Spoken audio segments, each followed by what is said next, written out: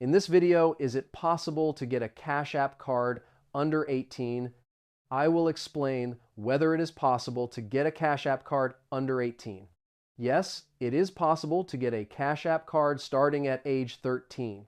However, users between 13 and 17 need approval from a parent or guardian.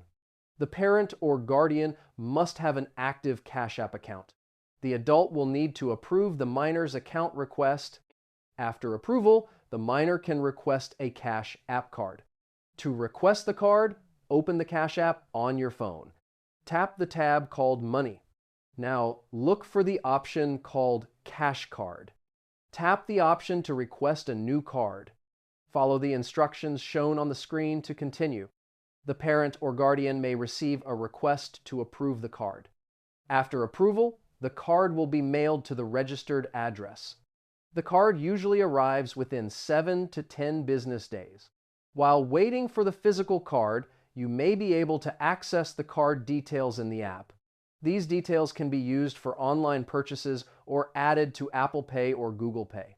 This is how minors can use a Cash App card with parental supervision.